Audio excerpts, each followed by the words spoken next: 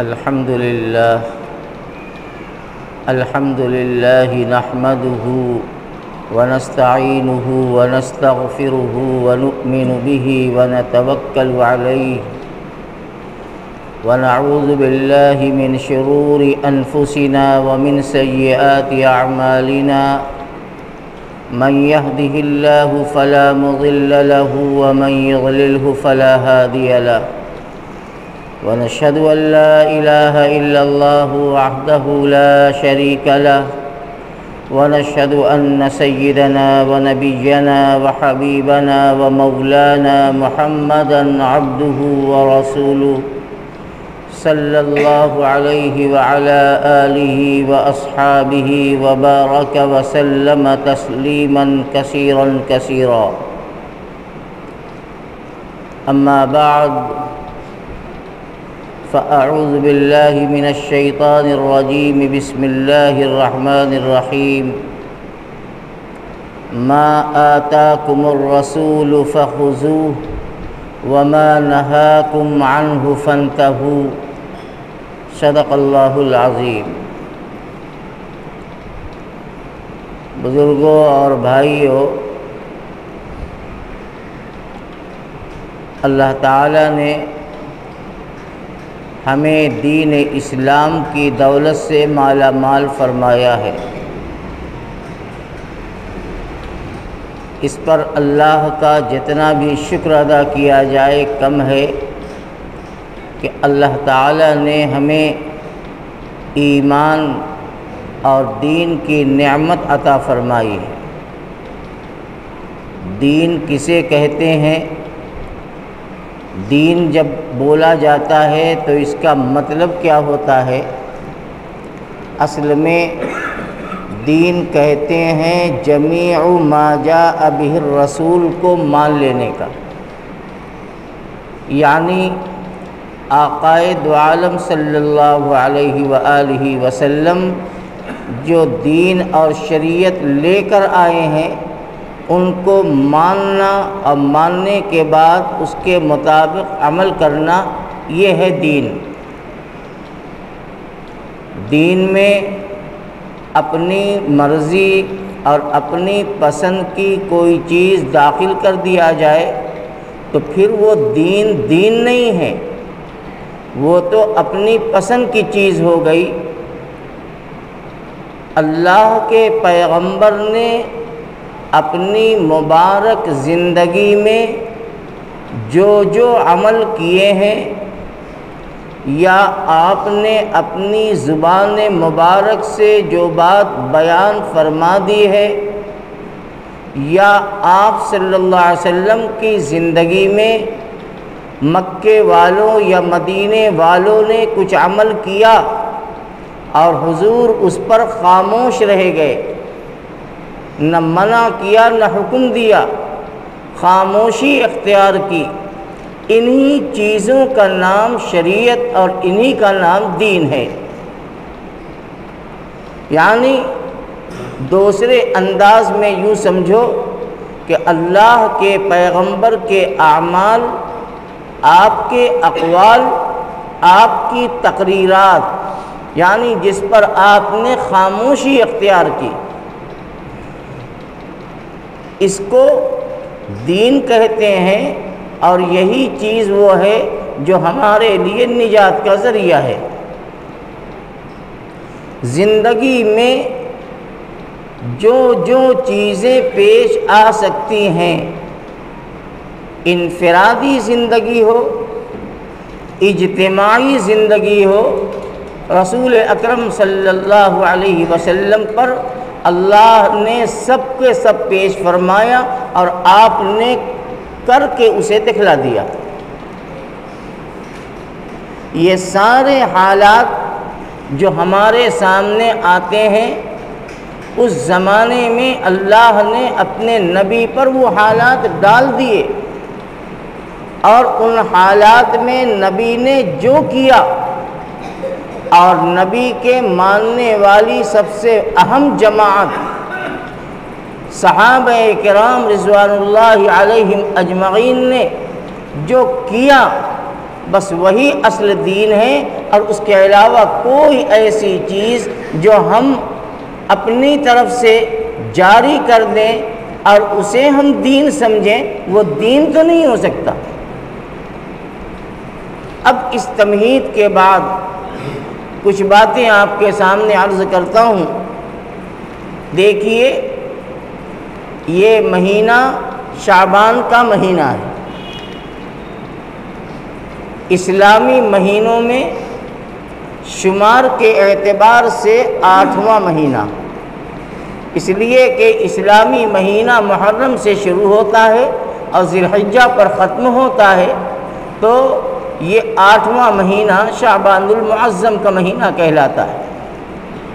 اور اس کے بعد آنے والا جو مہینہ وہ رمضان کا ہے۔ شعبان کا مہینہ، اس سلسلے میں بہت کچھ بیان کیا جاتا ہے،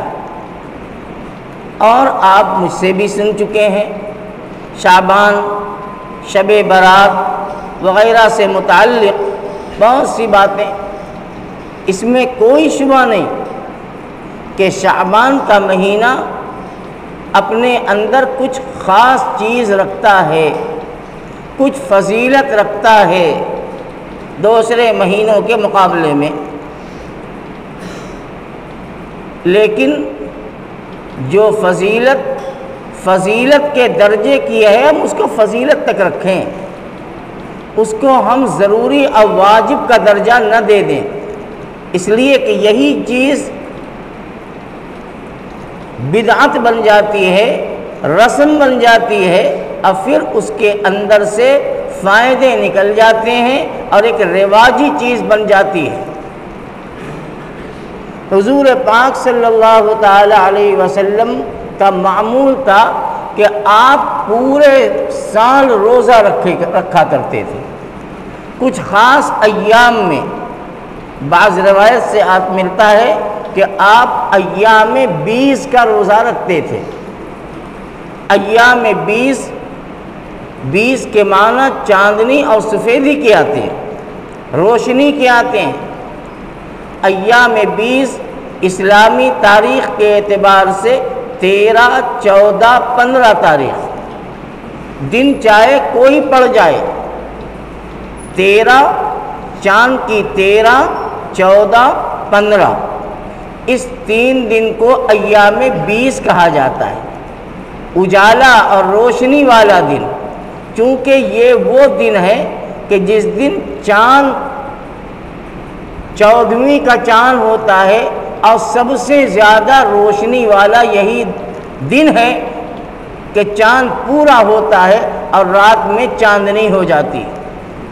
آقائد عالم صلی اللہ علیہ وسلم سے اس تاریخ میں روزہ رکھنا ثابت ہے،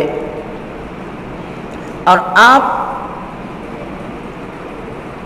رکھا کرتے تھے اور ہر مہینہ رکھتے تھے۔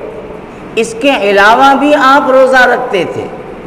شعبان کے مہینے میں حدیث میں آتا ہے کہ حضور پاک علیہ الصلوۃ والسلام نے اور زیادہ روزوں کا اہتمام فرمایا ہے، یعنی کثرت سے آپ نے روزہ رکھا، اور روزے کا مقصد رمضان کی تیاری ہے، آنے والے مہینے کے لیے اپنے آپ کو تیار کرنا ہے۔ حضور نے روزہ رکھا۔ اب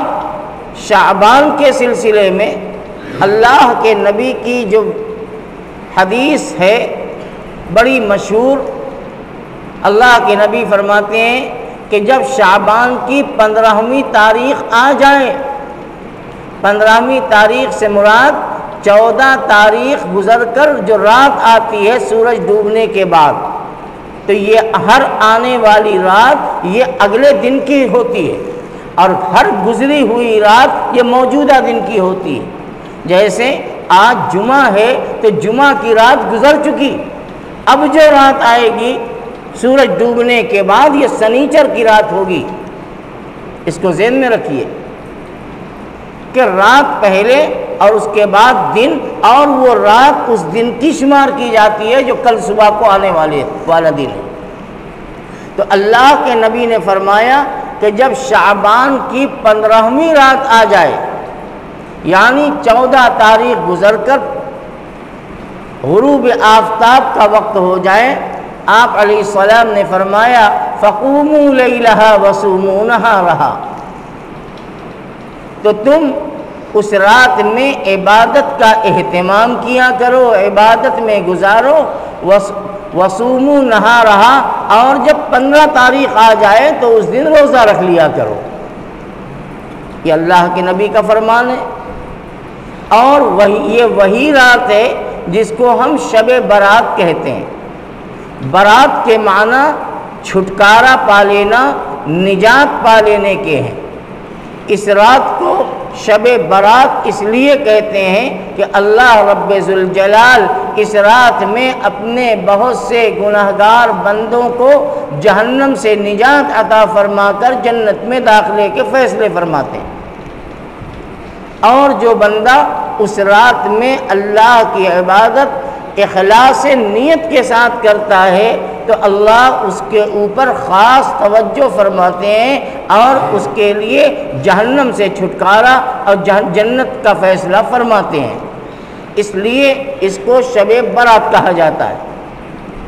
بعض روایات سے یہ بھی پتہ چلتا ہے کہ آقا دو عالم علیہ السلام نے فرمایا کہ اس رات میں اللہ رب ذوالجلال جو عالم الغیب ہیں، ہر بات کو جاننے والے ہیں، اللہ تعالیٰ اس رات میں آنے والے پورے سال میں جو کچھ دنیا میں ہونے والا ہے اللہ تعالیٰ اس کا علم فرشتوں کو عطا فرماتے ہیں اور اس کو دے دیتے ہیں۔ اللہ کے علم میں تو سب کچھ ہوتا ہے، لیکن اللہ فرشتوں کو پورے سال کی تفصیل دے دیتے ہیں کہ اس سال کے اندر کتنے لوگ پیدا ہوں گے، اس سال کتنے لوگوں کا انتقال ہوگا، یہ سال کیسا گزرے گا، کس کو کتنا رزق ادا کیا جائے گا وغیرہ۔ یہ ساری تفصیلات اللہ جل شانہ اپنے غیب کے علم سے فرشتوں کے حوالے کر دیتے ہیں، اور پھر اس دنیا میں اسی کے اعتبار سے فیصلے ظاہر ہوتے ہیں۔ اللہ کے علاوہ کسی کو معلوم نہیں کہ اب اس پورے سال میں کتنے بچے پیدا ہوں گے، کتنے لوگ اس دنیا سے چلے جائیں گے، دنیا میں کیا حالات آئیں گے وغیرہ وغیرہ۔ یہ علم تو نہیں ہوتا، لیکن اللہ فرشتوں کے حوالے کر دیتے ہیں وہ تفصیل، اور اللہ کے حکم سے وہ چیز ظاہر ہوتی ہے۔ اسی لیے ہمارا عقیدہ یہ ہے کہ زندگی کوئی بڑھا نہیں سکتا، وقت سے پہلے کوئی کسی کو موت آ نہیں سکتی۔ جتنی زندگی ہے، جتنا وقت متعین ہے، اتنے ہی وقت زندہ رہنا ہے، اس کے بعد دنیا سے چلے جانا ہے۔ یہ تو ہر مسلمان جانتا ہے کہ ایک سیکنڈ اور ایک سانس بھی کوئی بڑھا نہیں سکتا، لیکن اس عقیدے کے باوجود نبی نے ہمیں حکم فرمایا، اور نبی نے یہ فرمایا کہ دیکھو تم اللہ تعالی سے اپنے عمر کی برکت کی دعا مانگا کرو۔ شعبان سے پہلے کا جو مہینہ جس کو رجب کا مہینہ کہا جاتا ہے وہ گزر چکا۔ اللہ کے نبی نے امت کو یہ تعلیم دی، ہمیں یہ بات بتائی کہ جب رجب کا مہینہ آئے تو تم اللہ سے دعا مانگا کرو، اللہم بارک لنا فی رجب و شعبان وبلغنا رمضان۔ اے اللہ ہمارے لیے رجب اور شعبان کے مہینے میں خیر و برکت عطا فرما اور ہمیں رمضان تک پہنچا دے۔ وبلغنا رمضان، ہمیں تو یہ حکم دیا گیا کہ اللہ سے یہ دعا مانگا کرو، لیکن دوسری طرف اگر ہمارے مقدر میں رمضان کا ملنا ہے تو ملے گا، نہیں ملنا ہے نہیں ملے گا۔ اللہ کا فیصلہ آ چکا ہے، اللہ کا فیصلہ ہو چکا ہے کہ کس کو ملنا ہے رمضان اور کس کو نہیں ملنا ہے، اور کس کو ملنا ہے تو کتنا ملے گا اور کتنا نہیں ملے گا۔ لیکن ہم اس کے بندے ہیں، ہمارا کام مانگنا ہے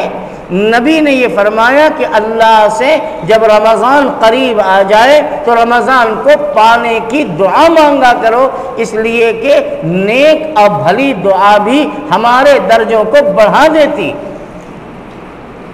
اگر ہمارے مقدر میں رمضان ملنا نہیں ہے لیکن ہم دل کے اخلاص کے ساتھ اللہ سے یہ دعا مانگیں گے کہ پروردگار ہمیں رمضان کی رحمت و برکت والا مہینہ عطا فرما دے، زندگی میں دوبارہ وہ دن ہمیں دکھلا دے، تو انشاءاللہ اس دعا کے مانگنے کا اجر ہمیں ملے گا اور رمضان کا ثواب ملے گا، اگرچہ ہم اپنی قبروں میں جا چکے ہوں گے۔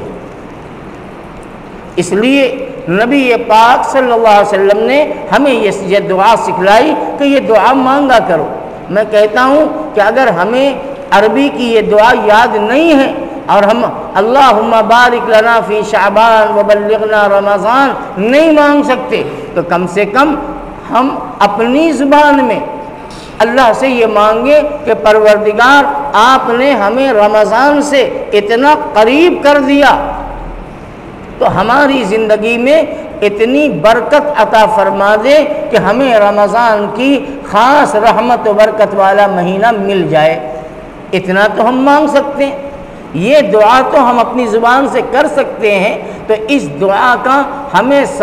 ثمرہ اور نتیجہ یہ ملے گا کہ ایک طرف تو اللہ کے نبی کی سنت ہماری زندگی میں آ جائے گی اور دوسرے ہمارے شوق کو دیکھتے ہوئے پروردگار اس دعا پر بھی ہمیں اجر عطا فرمائے۔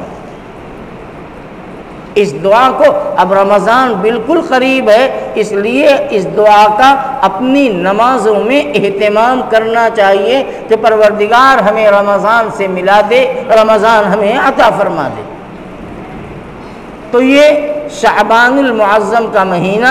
آقا دو عالم صلی اللہ علیہ وسلم نے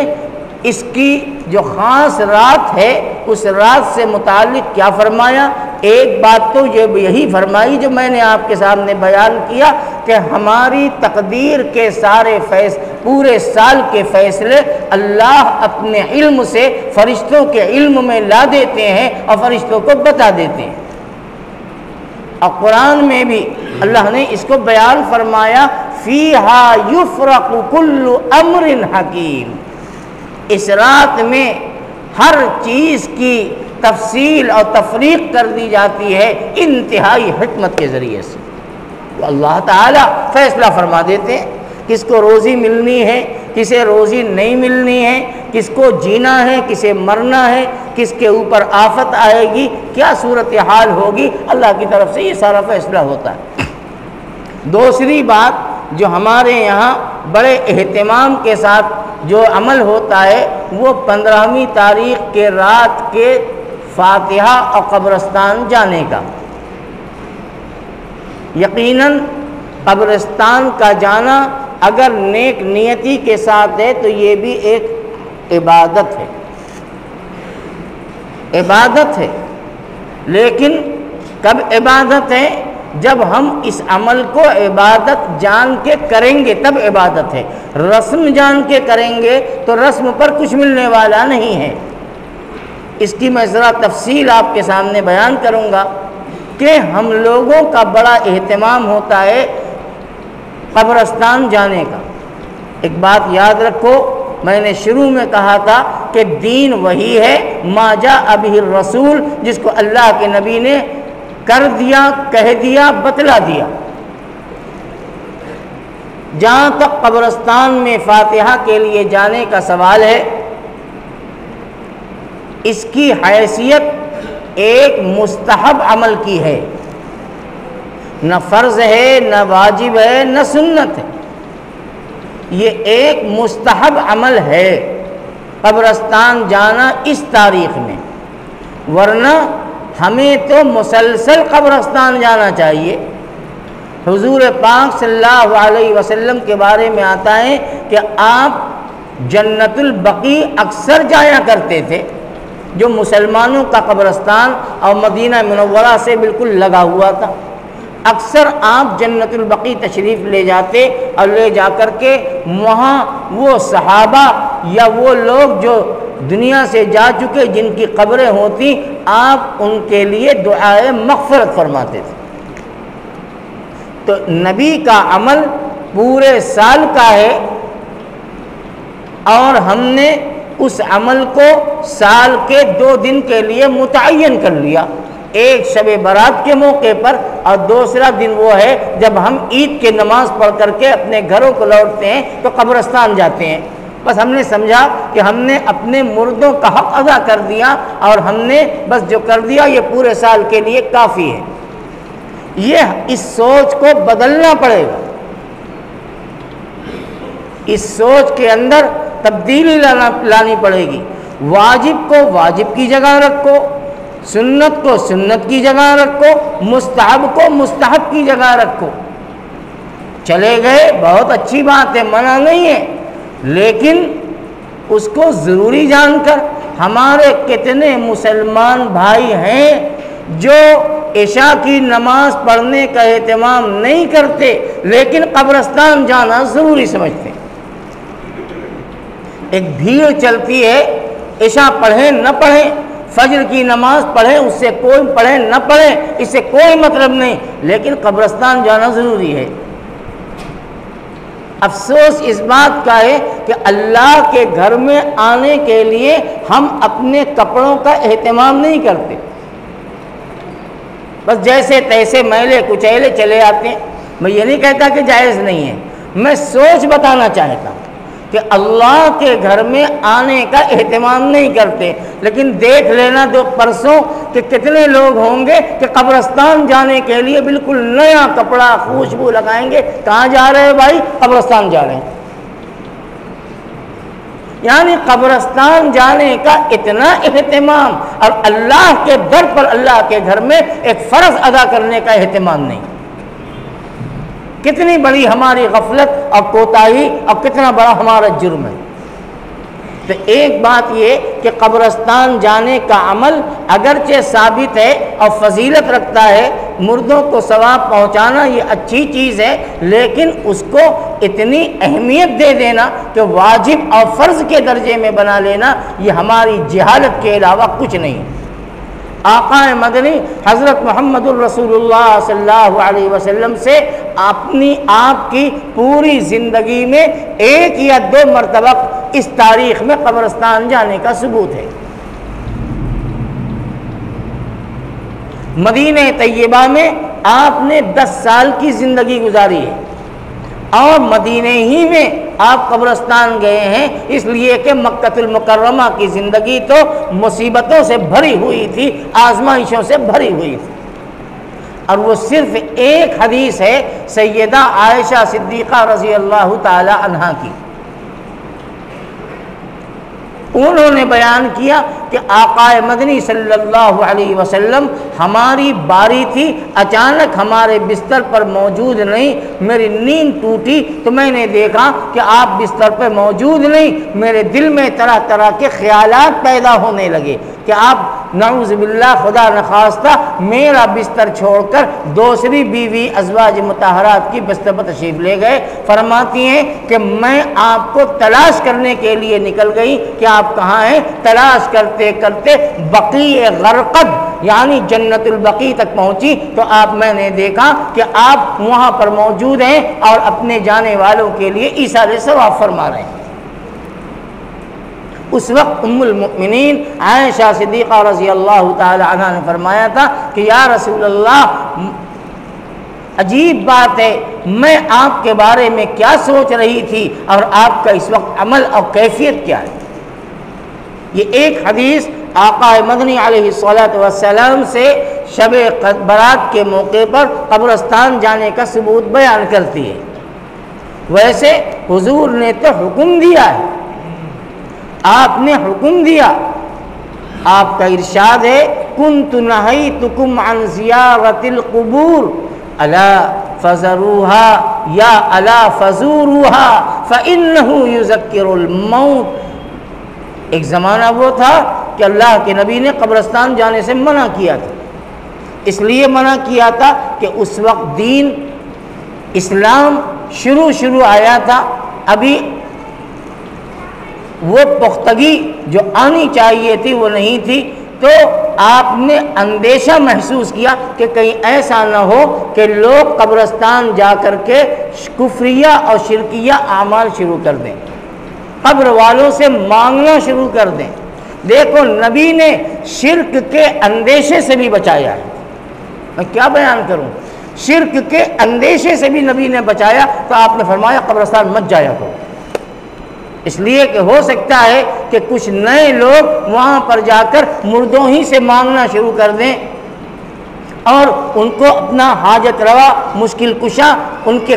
کی قبروں پہ سجدہ شروع کر دیں، جھکنا شروع کر دیں، جو اسلام کے اندر حرام ہے، کہیں سے جائز نہیں، آپ نے منع فرما دیا۔ لیکن جب عقیدے میں مضبوطی آ گئی اور اسلام پوری قوت کے ساتھ آ گیا اور آپ نے سمجھ لیا کہ اب کوئی خطرے کی بات نہیں ہے، تو آپ نے صحابہ کو حکم دیا تھا کہ اے صحابہ، ہم نے شروع میں تمہیں قبرستان جانے سے منع کیا تھا، الا فزوروها، لیکن اب جایا کرو، قبرستان جایا کرو، فإنه يذكر الموت، اس لیے کہ قبرستان جانا موت کو یاد دلاتا ہے۔ یہ آپ کی تعلیم ہے۔ آپ نے یہ نہیں فرمایا کہ شب برات میں جایا کرو، عید پہ جایا کرو، فرمایا کہ جایا کرو، قبرستان جانے کا معمول بناؤ، اس لیے کہ اس سے تمہیں اپنا مرنا یاد آئے گا، دنیا کی محبت نکلے گی اور آخرت کا استحضار ہوگا۔ یہ مقصد تھا رسول اکرم صلی اللہ علیہ وسلم کے قبرستان میں جانے دینے کے حکم کا، لیکن آج ہم نے اسے رسم بنا لیا، اور یہ مذہب رواجی اور رسمی چیز نہیں ہے۔ آپ جائیے، اور پھر ایک بات اور سمجھو، شب برات کی مبارک رات یا برکت والا وقت آفتاب یعنی سورج ڈوبنے سے شروع ہو جاتا ہے، غروب آفتاب کے بعد سے وہ رات شروع ہو جاتی ہے۔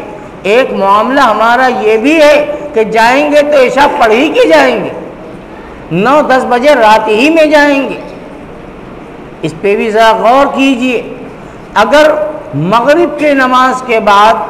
آپ چلے جائیں تو اس وقت موجودہ حالات کو دیکھتے ہوئے میں کہتا ہوں زیادہ مناسب ہے۔ اس کی ایک وجہ تو یہ ہے کہ جب مغرب کی نماز کے بعد آپ جائیں گے تو سکون رہے گا، قبرستان پہ سناٹا رہے گا، اور جہاں جتنا سکون ہوتا ہے دل اتنا زیادہ لگتا ہے۔ تو جو دل لگا دے اور سکون ملے، اور آپ قبرستان جا کر رکو، تھوڑی دیر رہیے، پڑھیے، اب پڑھ کر ثواب پہنچائیے، اب پڑھ چکیے تو بھی تھوڑی دیر رکیے، قبر کے منظر کو یاد کیجئے، قبرستان کے سناٹے کو دیکھیے، دل نرم ہو جائے گا، اللہ کا خوف پیدا ہوگا، آنکھ سے آنسو آئیں گے، آپ کے دوست احباب، ماں باپ، بیوی، بچے جو دنیا سے چلے گئے ان کی یاد آئے گی، اور ان کی یاد میں آنکھ سے 2 قطرے بھی گریں گے، اور یہ بھیڑ میں نہیں ہو سکتا، یہ سکون میں ہوگا۔ اس لیے آپ اگر مغرب کی نماز کے بعد چلے جائیں سکون میں تو وہ زیادہ بہتر ہے، موجودہ حالات اور ماحول کو دیکھتے ہوئے، اس لیے کہ آپ جانتے ہیں اور ہر آدمی فکر مند ہے کہ پرسوں یعنی اتوار کو عشاء کی نماز کے بعد قبرستان جانا ہے، اور اسی دن ہمارے برادران وطن کی سب سے بڑی تہوار جس کو ہولی کہتے ہیں اور جس رات وہ ہولکا جلاتے ہیں، وہ دونوں تاریخ اس مرتبہ ایک ہو گئی۔ ایک طرف ایک مجمع قبرستان جائے گا، آئے گا، ہوٹلوں میں بیٹھے گا، پکوڑی کھائے گا، غپ شپ کرے گا، میلے میں گھومے گا، اور ان کے ہلکے جلیں گے، اور پھر ان کے ہلکے میں کیا ہوتا ہے وہ ہمیں بیان کرنے کی ضرورت نہیں ہے، ہم سے زیادہ آپ جانتے ہیں۔ جو بدتمیزی، جو ہلڑ اور جو بے حیائی، اور پھر ایک دوسرے کے ساتھ رنگ ریلیاں جو ہوتی ہیں، وہ آپ جانتے ہیں، ہمارا شہر تو بڑا حساس ہے، جو کچھ ہوتا ہے وہ آپ کے سامنے۔ تو میں آج آپ کو اس بات کی طرف خصوصی توجہ دلانا چاہتا ہوں کہ بہت احتیاط سے کام لینا ہے، ہو سکتا ہے کہ آپ کے ساتھ چھیڑ کی جائے، ہو سکتا ہے کچھ آوازیں کسی جائیں، ہو سکتا ہے کہ وہ اپنے گلال سے یعنی اپنے رنگ سے آپ کا استقبال کر دیں، لیکن آپ بالکل انتقام اور بدلے کا جذبہ اپنے اندر نہ لے آئیں۔ صبر، تحمل، بردباری ضروری ہے، اس لیے کہ ہمارا دشمن تو یہی چاہتا ہے کہ وہ ایسا ماحول بنا دے تاکہ پھر اس کو اپنے اس پیاسے خنجر کو پانی پلانے اور سیراب کرنے کا موقع مل جائے۔ اس لیے میں بہت زور دے کر کہتا ہوں کہ انتہائی ہوشیاری کا مظاہرہ کیجئے، سوجھ بوجھ کا مظاہرہ کیجئے، حکمت کا مظاہرہ کیجئے۔ قبرستان جانے سے روکا نہیں جا رہا ہے، بس حکمت اور سوجھ بوجھ، اور خدا نخواستہ کچھ ایسی باتیں جو ناقابل برداشت ہوں تو اپنے اندر ضبط و صبر کا مادہ پیدا کیجئے۔ بہت سے لوگ شوق میں دور دور نکل جاتے ہیں، کوئی پتہ چلا چنار جا رہا ہے، کوئی پتہ چلا فاتحہ پڑھنے چندن شہید جا رہا ہے، کوئی طیب شاہ منوا ڈی جا رہا ہے، کوئی کہیں جا رہا ہے، کوئی کہیں جا رہا ہے، منع نہیں، لیکن حالات دیکھو، ماحول دیکھو، آپ کے عمل میں بھی کوئی کمی اور خلل نہ ہو اور دوسروں کے آپ شکار نہ بن جائیں۔ میں یوں ہی یہ بات نہیں کہہ رہا ہوں، میرے پاس جو اطلاعات ہیں اور جو صورتحال ابھی سے شروع ہے مجھے بتایا گیا، اس لیے میں بہت چوکنا کر رہا ہوں کہ آپ جائیں اور جو قریبی قبرستان ہے علاقے کا وہاں پر جا کر اس عمل کو کر لیں، اس عبادت کو کر لیں، اور جو سائیکلوں پر اور اسکوٹروں پر پورے شہر میں جو گھومنے کا رواج ہے، اس لیے کہ وہ دن تو ہمارے لیے عید کا دن ہوتا ہے، تہوار کا دن، تہوار کی رات ہوتی ہے، تو خدا کے واسطے آپ اپنے دوستوں کے ساتھ، اپنے بچوں کے ساتھ اس طرح کا عمل نہ کریں، ورنہ ایک چنگاری پورے نشیمن کو خاکستر کرنے کے لیے کافی ہے۔ آپ کا رمضان قریب ہے، اور یہ بھی ذہن میں رہے کہ پچھلا سال جن حالات میں گزرا ہے اور یہ شب برات کا موقع جن حالات میں آیا تھا، دل ویسے ہی زخمی ہے، ان حالات کو کوئی بھولے نہیں ہیں، نہ ہم نہ آپ نہ کوئی۔ 2 سال کے بعد اللہ کرے ہم سب جو ہے پوری آزادی اور سکون کے ساتھ اپنے نبی کے اس عمل کی سنت کو زندہ کریں، اور احتیاط، سوجھ بوجھ، بلا وجہ ادھر شہروں میں گھومنا، تفریح کرنا، اسکوٹر اور سائیکل اور گاڑی نکال کر کے گھومنا، غب شپ ہوٹل بازی کرنا، یہ شریعت کا اور دین کا کوئی حصہ نہیں ہے، یہ رواجی چیزیں ہیں۔ اور اگر نہ جانے کا جی چاہے، میں پورے یقین کے ساتھ کہتا ہوں، اگر آپ کا جی قبرستان جانے کا نہ چاہے، بوڑھے ہیں، بیمار ہیں، یا ماحول کی نزاکت اس کی اجازت نہیں دیتی، آپ اپنے گھر میں زیادہ سے زیادہ قرآن پڑھیے، اور پڑھنے کے بعد گھر بیٹھے اپنے مرحومین کو اس کا ثواب پہنچائیے۔ انشاءاللہ قبرستان جانے سے کم ثواب آپ کو نہیں ملے گا، بلکہ آپ زیادہ ثواب پائیں گے، اس لیے کہ زیادہ پڑھ کر کے آپ ان کو اس کا ثواب پہنچائیں گے۔ اور بوڑھے ہوں، عورتوں میں بھی کہیے کہ وہ بھی پڑھیں، اور پڑھنے کے بعد مرحومین کو ایصال ثواب کریں۔ اللہ کی قدرت، جہاں سے دنیا کے جس کونے سے آپ پڑھیں گے، جس نیت سے پڑھیں گے، اللہ آپ کی نیت کو جانتا ہے، اللہ تعالیٰ آپ کی نیت کے مطابق وہ فیض اور وہ ثواب جن کو آپ پہنچانا چاہتے ہیں پہنچ جائے گا۔ اللہ تعالیٰ اس شہر کو اپنی امن و امان میں رکھے، ہمیں پورے سکون کے ساتھ اپنے دینی شرعی اعمال کو کرنے کی توفیق بخشے، ہر بدعات سے، گمراہی سے، رسم و رواج سے رب العالمین ہم سب کی حفاظت فرمائے۔ وآخر دعوانا ان الحمدللہ رب العالمین۔ حضرات، ایک اعلان ہے، کل بعد نماز عشاء مسجد بلال مالتی باغ میں جمعیت علماء بنارس کی جانب سے اصلاح معاشرہ کے عنوان سے ایک جلسہ ہے، آپ حضرات سے اس میں شرکت کی درخواست ہے، اور انشاءاللہ کل ہی اوری پورہ جیت پورہ کے قریب جمعیت علماء ضلع بنارس کی جانب سے ایک دینی اور اصلاحی جلسے کا اہتمام کیا گیا ہے، جیت پورہ سے قریب ہے۔ اگر جس کو شوق ہے تو اس اجلاس میں بھی شرکت کرنا چاہیں تو میں آپ کو دعوت دیتا ہوں۔